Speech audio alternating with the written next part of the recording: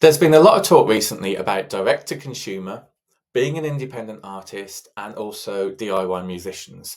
And all of that encompassing is about building your brand, building your business, your music business to look after your fans. Now, I've been doing this for a long time. I've actually backtracked in terms of the journey that I've been on doing a direct to consumer model, and I've been doing that over 20 years. And I'm going to show you now. This is before the realms of Spotify. This is before the realms of Apple Music, all of the streaming services that's basically available. So I'm going to take you on the journey now in terms of how I started as a independent musician and what I offer. Now, I've used Wayback Machine for this because a lot of the links and pages that I wanted to access have gone.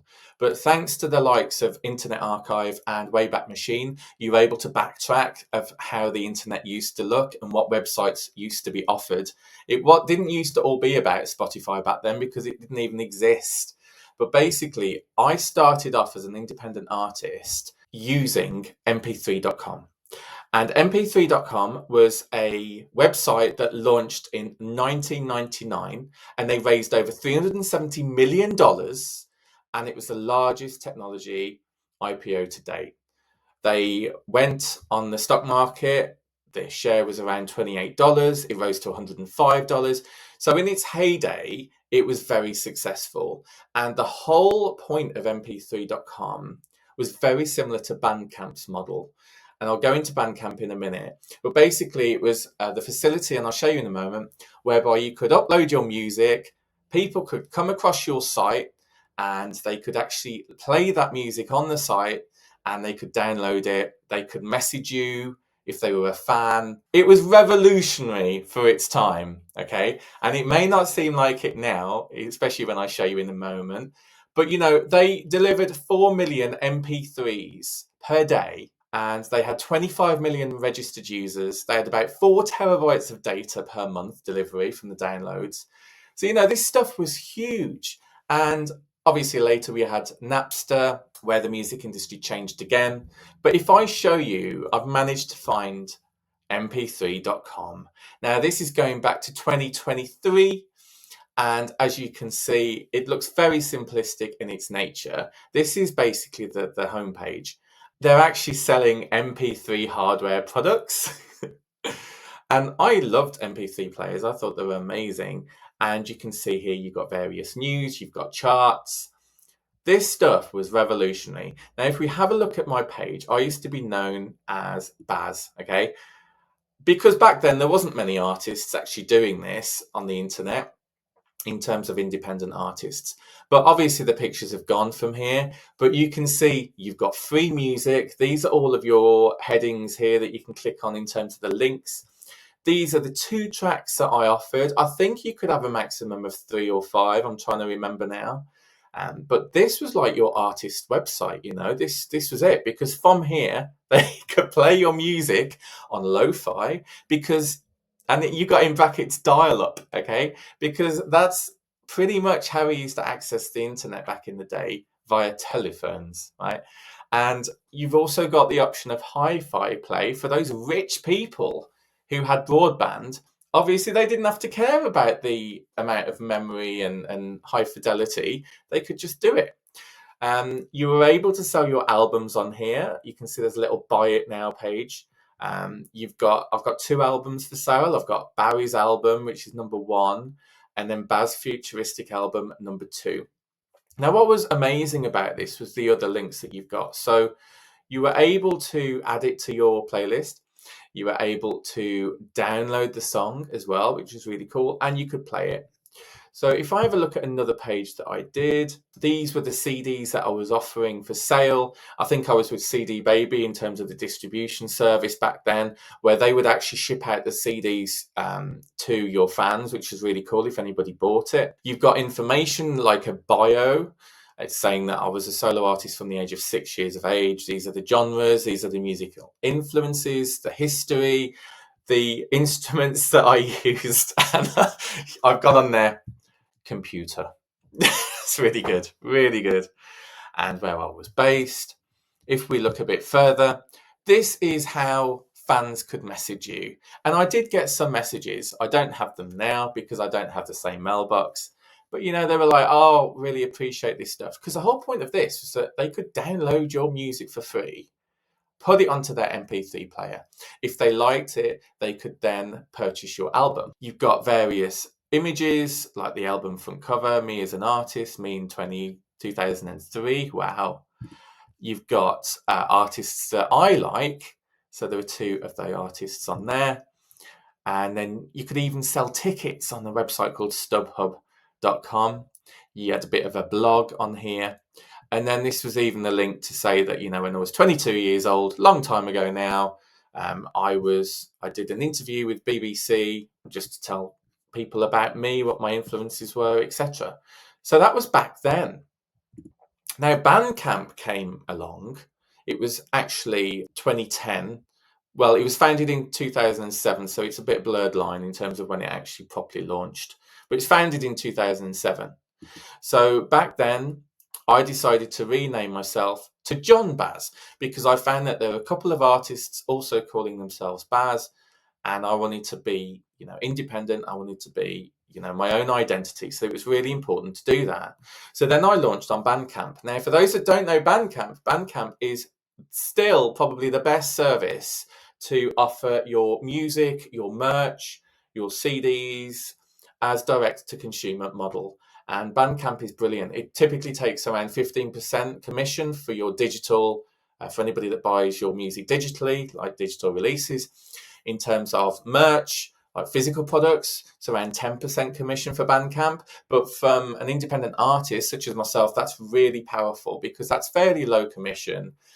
This is just a great way. If you don't have a website that offers your music, where you can play it, where you can download it, buy it, where you can buy CDs, etc., then I would say Bandcamp is currently the best service out there, and it has been for a very long time. Now, I decided to go direct to consumer back then because I was independent, and for the life of me, I couldn't get signed. My genre was synth pop, electro pop. It was very unique. I've got a bass vocal. Didn't match with a lot of what record labels were out there. I remember applying to Sony, sending over my cassette and actually getting a letter from them, the fact that they had acknowledged me and that at this time that wasn't a good fit. But the fact that I did get a response was really cool. So I decided to do it on my own, and that's what I've been doing for such a long time. And that's why it's so crazy for me that people are talking about direct to consumer as if it's brand new. It's not brand new, but the tools that we have now allow it to be easier. For example, I've got automation set up, email automations, where I offer various songs, various merch. All of that stuff wasn't available to us before. We didn't have automation. It didn't exist. So we have come a long way. So I started off as John Baz, and I started on Bandcamp around 2005, but I'm sure it launched in 2007, so it's probably just after that, maybe 2008 I actually launched.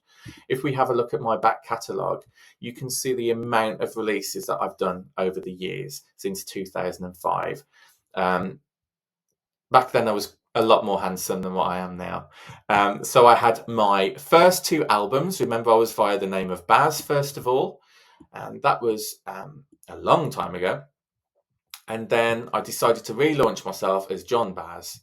Worked with a fantastic producer in Birmingham in the UK called John Purser. He was amazing. And he helped produce my first John Baz track, which was a cover of I Won't Let You Down, originally by PhD. It was a bit of an 80s track and very unique. And it did really well. I was really pleased with it. I then went on to be a lot more independent, worked on my own, producing my own music, where I released EPs, more singles, more covers, to then starting to release my own albums. So my first album was Physical Attraction album. The next one was Looking at Me. I've dedicated such a lot of energy and resource into becoming an independent musician, which is great, and I love to be creative. I work full time in an IT role where I'm not able to be completely creative. So the fact that I've kept this going over 20 years, I think is really cool from my point of view. Now, unfortunately, I did try and access the stats, but the stats only last 10 years ago. So even if you click all time, you don't get all of the statistics because it only goes up to 2014, and I wanted to obviously see below that. But I was offering my CDs on there, which was really cool, and Bandcamp was great. Even then, I mean, they've really changed how they've come on in terms of what they're offering. You can have live events now. There's a lot more stuff that you can actually offer, which is really cool. They've made it a lot easier to use. Back then, it really wasn't easy to use. So then I reinvented myself again because I managed to get signed to an independent label, again, based near Birmingham in the UK. And I became Cyber Monday back in 2015. And because I had to reinvent myself, I did re-release a lot of previous material because I could, but also a lot of new material. And I kept with the synth pop theme. I had a lot of singles which aren't on here, but my first album was called Store Credit. Called myself Cyber Monday because it was all about technology and buying music, and again being unique. Nobody called themselves Cyber Monday before. Did a load of synth pop albums, a load of covers via the label, did compilation albums as well, synthwave material albums again, even getting into some AI gen stuff as well. So I'm still here. I'm still direct to consumer, and it's extremely powerful. But it is a lot of work. Don't get me wrong. There's a lot of, I've been doing a lot of releases on CD literally the last couple of weeks. I've been working on that, and you can see yesterday I literally launched 12 albums plus 8 bonus album collections, and I'm still working on more. I've got a USB drive with over 640 tracks on it for 50 quid, and that's pretty much the majority of my anthology, if you like. I really value having a product. Now, music is a product, don't get me wrong, but to be able to offer that music as a tangible product is also very powerful, such as vinyl, cassette, mini disc, floppy disk, CD, DVD, whatever. It's all about offering fans something unique and different and personal. So, for example, you could do signed CDs, you could do anthology CDs, which is what I've done here. So I've literally got it here. And in this case, it feels so old school. It's so strange. You'll see I've actually got all of the albums here. I have to be careful how I do this. There we go. It goes on and on and on and on. Then I've got different series. So these are my cover albums, which you need to have a license for. So my label will help me with that. My compilation albums, I've got instrumentals you can offer as well. And then I've got my bonus albums, which I absolutely love, because these offer unreleased material, bonus tracks, B-sides, remixes, demos, the list goes on. And I'm still working on it. It's incredible. I'm so proud to do that. So literally yesterday I launched the fact that a fan, if they like my music, they can buy 6 albums in one collection for £25. They'll have them delivered. And if I click on that, you'll see there they are there. This is what it's about. It's being independent. It's being creative. It's offering something different to your fans. If you don't have a huge fan base, why would people want to do direct to consumer? Well, a huge reason is the fact that we are in the era of streaming. For example, Spotify was launched in 2005. And what has it done to the industry? It's created huge exposure for independent artists, but it doesn't pay good enough. They recently changed it. You have to have 1,000 streams on a track per year to be able to get any revenue at all. And even if you do, you're probably going to get around 0.003 cents per stream. So, you'll be lucky to get, after distribution services, you'll be lucky to get for 1,000 streams, $3. I would rather be doing things like this. A lot of musicians are doing Facebook ads to streaming. So the output is streaming. And when you're direct to consumer, you really need to steer away from that. You need to be sending traffic to Bandcamp. You need to be sending traffic to your website. Maybe you're offering something. Maybe you're offering a free signed CD and they'll just pay for shipping.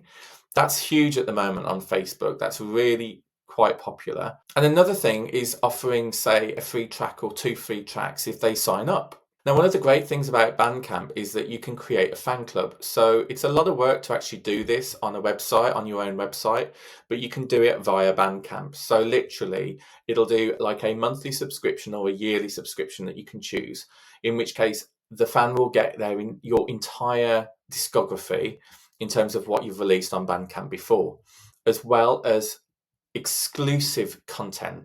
So these are anything with exclusive on here basically hasn't yet been released and will not be released because I want to make it only available to the fans. And whenever there's an exclusive, you can see literally only those fans will get that release to download. And I've done a ton of releases on here, and I like to keep my main page quite clean, which is why I put all the demos, all the remixes, all the alternative versions onto my fan club.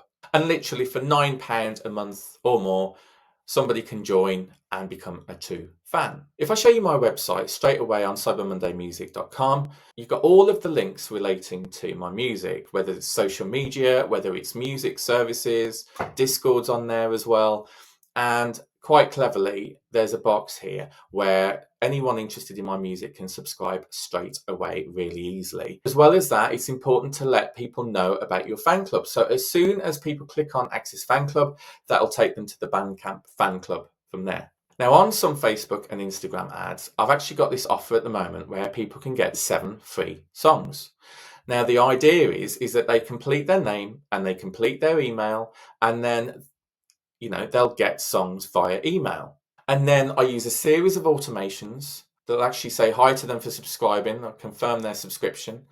It'll start to create a track to them every single day for 7 days. And it'll take the fan on a journey. It'll take them through different tracks that I wanted to give them for free, as well as offers, as well as this is my fan club. These are my CDs that I've just launched. Look at this metaverse page that I've set up. Look at my website. Look at these social media links. If you do this, then you get that. This is my anthology. This is what's really cool about it. So if I, first of all, just put in here test at test.com, and I click get songs. Straight away, I tell them, thank you, this is me. Look at this anthology pack that you can download for just £25. You're getting all of these 19 albums, 174 tracks. Normally it would cost £90, but for £25 you can have this now. Now that kind of deal can be really successful because you have to pay for these Facebook ads. They generally are not cheap if you're doing conversion campaigns. So my advice is don't have ads taking them to these streaming services. If you're going to do ads, make sure you use them for things such as this, giving good offers, because you're taking them on a journey now and you're incentivizing them. You're reminding them, you're telling them all about what offers you've got on at the moment. And that's another direct-to-consumer model that I've literally been working on over the last 6 months. So embrace being independent. Don't rely heavily on these streaming services. And certainly, there's a lot that I could have set up on my website instead of Bandcamp, but for me, it takes a lot of stress away from it. Like I don't have to worry about payment walls, getting everything set up on my website, re-uploading everything. I'm happy with Bandcamp currently, but always be prepared to have everything backed up. No matter what website you use, have all of your music saved, all of your cover art, all of your track lists. Have everything saved locally and backed up to the cloud. Recently, I did find out about an artist that had just lost an album's worth of work and they were devastated. They were on X, just really upset. I've recently also had another artist who is an electronic musician who basically Spotify told him last week that he's been using bots to stream his music. So they've deleted his music off Spotify. If these services, if they're being mean, if they're not paying artists as they should, then be like Curtis King, considering getting off those streaming services and doing it yourself. And that's what it's all about, being DIY musicians. You could even set up a Facebook members only group for anybody that actually buys your music, whether that's a digital download or vinyl or physical merch, then only they get access to the Facebook group, for example, or your own group on your website. and then they can interact with each other. They'll feel part of something, and that's really important to look after your fans. So there's lots of things to consider. Hope you like this video. Hope I've brought you value. Let me know what you think in the comments. Give me a like and subscribe if you are an independent artist, and I'll catch you on the next one. Take care. Bye.